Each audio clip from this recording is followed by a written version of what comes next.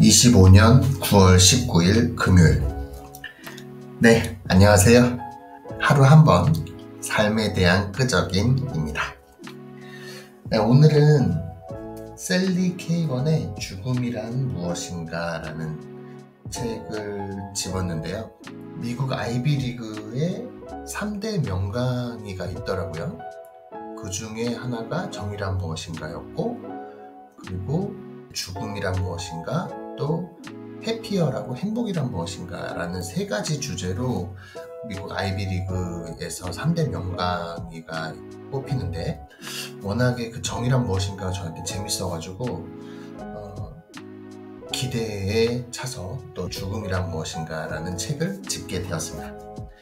근데 이게 처음에 좀 읽었는데 이게 생각보다 그냥 별로다라고 처음에 시작을 했어요. 워낙에 좀 뻔하게 시작을 해가지고 사후의 삶이 존재하는가 라는 질문을 던지면서 책이 시작을 하는데, 저 같은 경우는 무신론자라고 했잖아요.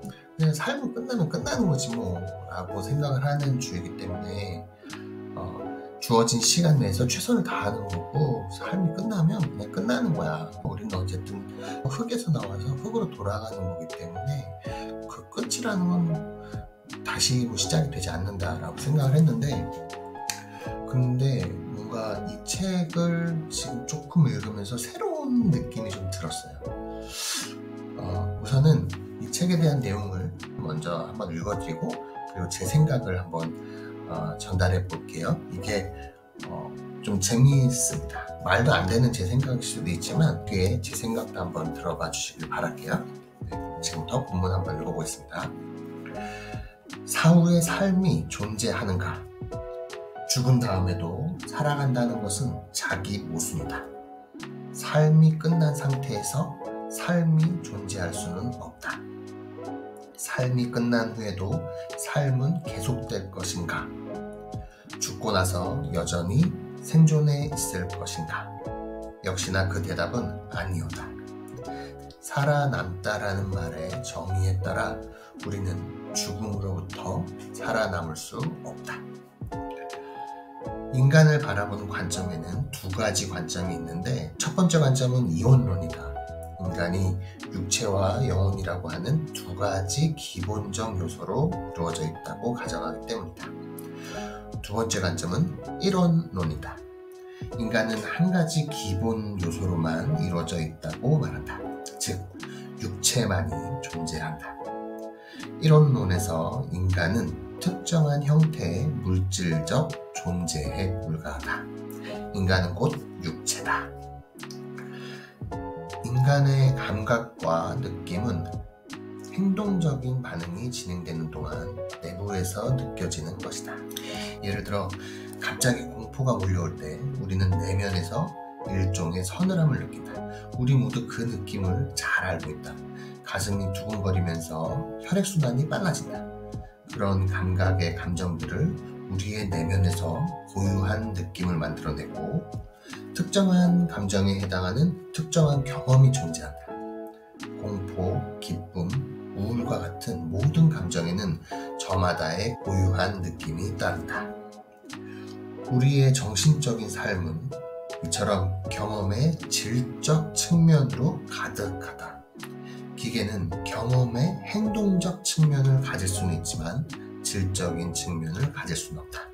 그러므로 우리는 순수한 물질적 존재 이상이다. 인간은 기계 이상의 존재인 것이다. 동일한 차원에서 육체와 정신을 이야기할 수 있다면 그들은 서로 다른 존재다. 그렇기 때문에 하나 없이 다른 하나가 존재하는 상황을 상상할 수 있다. 데카르트는 육체와 정신이 다른 존재라고 주장했다. 네, 이제 도입부 부분 이제 3장 정도까지 읽었거든요. 영혼은 존재하는가 이렇게까지 읽었는데, 도입부에서 느꼈던 것은 저에게 질문을 좀 던지는 부분이 분명히 있어요.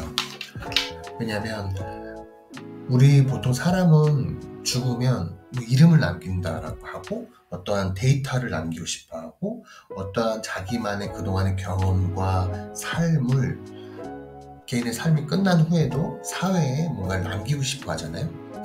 근데 그러한 관점이 어쩌면 살아있는 동안에 그 의식이 그리고 인식했던 경험적인 모든 것들이 사후에도 남길 수 있다라고 저는 개인적으로 생각을 했었던 부분이었거든요.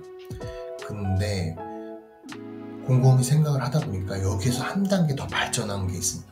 예를 들면 지금 현재 과학적인 단계에서는 기본적인 감정인 오감 같은 경우에 이미 기계로 대체를 할 수 있게 됐잖아요.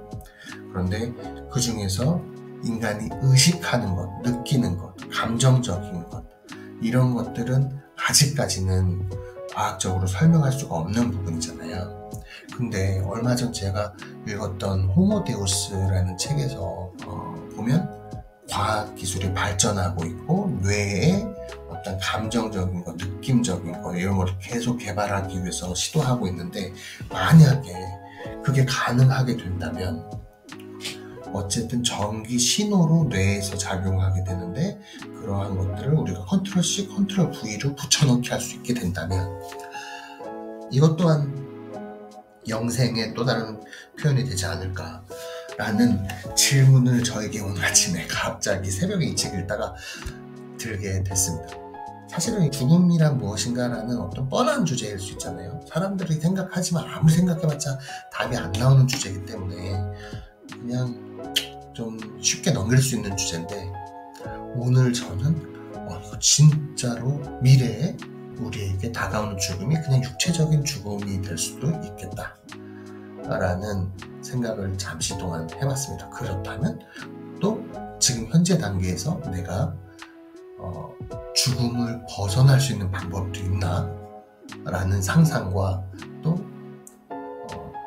어쩔 수 없이 죽음을 피할 수 없는 건 당연하니까 그렇다면 나에게 주어진 시간과 삶에서 나는 또 무엇을 위해 어떻게 집중해서 가치 있게 살 것인가 라는 질문을 오늘도 저에게 던져보게 되었습니다.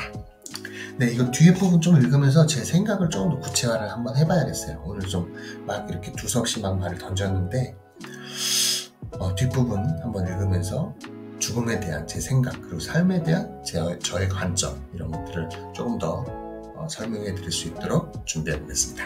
네, 오늘 하루도 가치 있는 하루, 행복한 하루 되시길 바랍니다. 감사합니다.